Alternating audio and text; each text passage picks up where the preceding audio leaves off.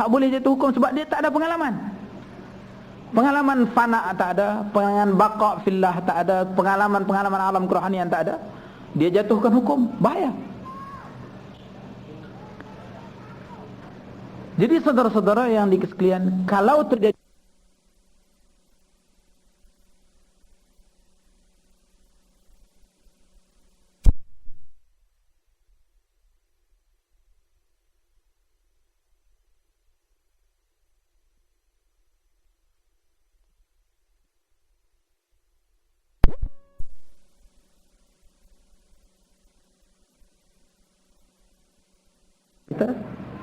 kita orang ramai yang tidak ada pengalaman kerohanian, jangan campur tangan. Dan orang ahli ilmu yang tak pernah terjun ke alam kerohanian pun jangan campur tangan. Serahlah kepada ahli kerohanian untuk meletakkan hukum apa kepada mereka ini. Kalau kita turut campur juga, kita akan jadi kacau bilau. Saudara-saudara, agama ini dia mula dengan alam rohani. Agama ini dikuatkan dengan kerohanian. Tulang belakang agama ini kerohanian. Dan bantuan-bantuan yang Allah bagi kepada orang untuk menguatkan agama ini, tidak mesti dia itu bersih langsung daripada dosa baru bantuan Allah bagi. Banyak bantuan-bantuan yang Allah bagi kepada umat sebelum kita, kadang-kadang mereka juga masih terlibat juga dengan perkara-perkara yang bukan mungkar besar, bukan dosa besar, tapi untuk Allah kuatkan agama. Misalnya saya buat contoh, apabila jatuhnya kerajaan Baghdad ke tangan Genghis Khan, Hulagu Khan, kitab-kitab semua dicampak ke sungai, dan sungai itu jadi hitam karena banyaknya dakwat-dakwat yang mengalir. Ahli-ahli sejarah menulis tak ada harapan lagi Baghdad bangun.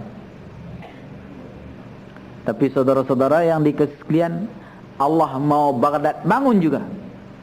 Bangun di tangan siapa? Bangun di tangan seorang petani nama Khan Yazan.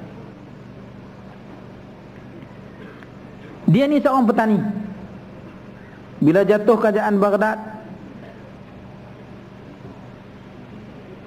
dia bermimpi.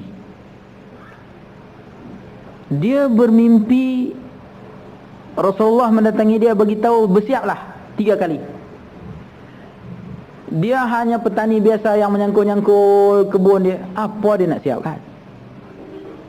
Lepas tu datang lagi mimpi, beritahu dia bersiaplah.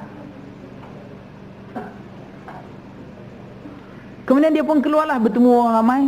Dia cerita tentang kehidupan Rasulullah. Mungkin dia ada sikit asas ilmu agama. Dia cerita tentang kehidupan Rasul. Ada orang ikut sikit. Lama makin banyak. Yang ikut dia petani-petani lah. Golongan ulama kena sembelih habis dah. Golongan bijak pandai dah pengecut. Dah membodek penguasa-penguasa kafir. Dia kumpul barisan dia. Akhirnya dia kata kepada orang ramai, tuan-tuan, takkanlah kita nak biar puak-puak Khan Genghis Khan apa semua ni buat mungkar di muka bumi ni. Orang ramai kata, kita nak buat apa pula? Kita cubalah, kata dia. Jadi dengan hanya cakap yang sikit, tapi dia didik orang ramai, dia ajak, dia ingatkan orang ramai supaya merindui kehidupan Rasulullah. Akhirnya dia susun barisan. Dan dia cuba berdakwah kepada penguasa yang kafir waktu itu.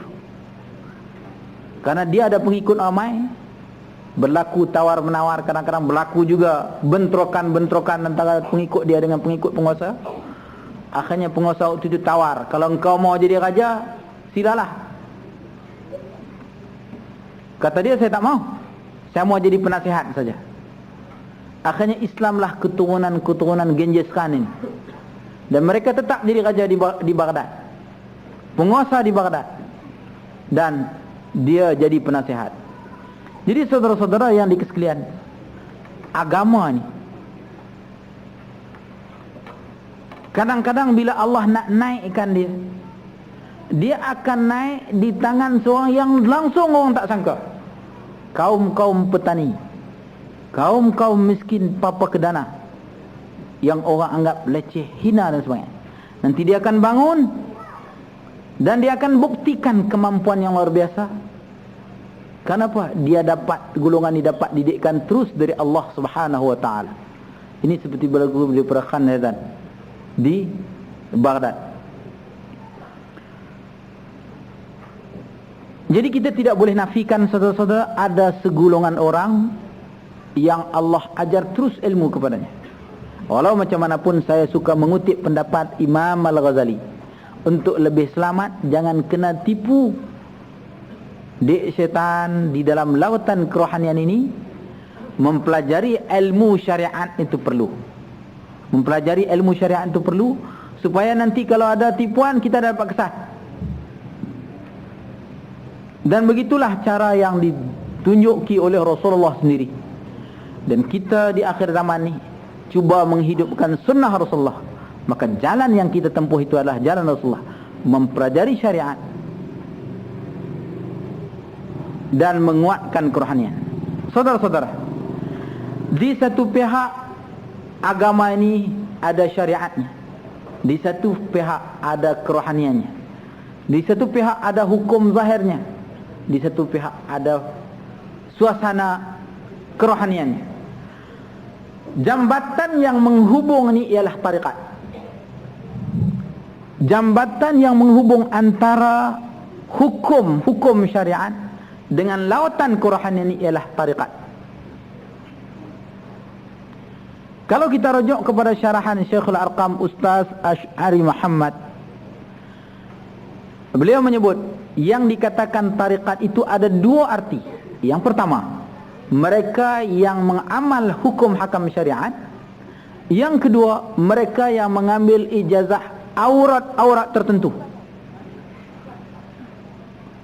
yang ditetapkan oleh cikgu. Awak amal qul huwallahu sekian, Fatihah sekian, la ilaha illallah sekian.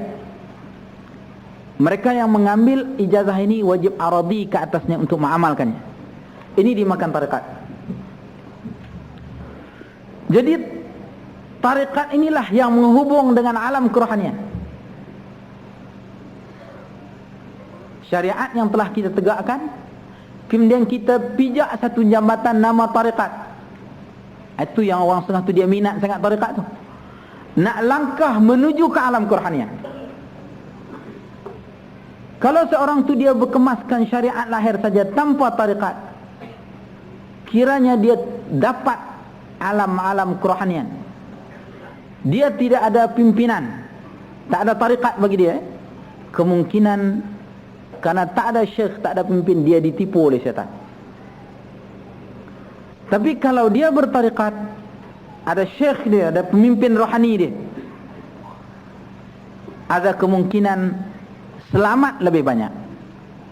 Bila dia nanti menyerbang ke alam kerohanian, dia mudah balik sebab ada jambatan. Jambatan dia tariqat, dia boleh ulang alik antara syariat dengan kerohanian. Jadi orang yang bertariqat ni, satu masa dia boleh tegakkan syariat, ekonomi, siasah, pentadbiran dan sebagainya.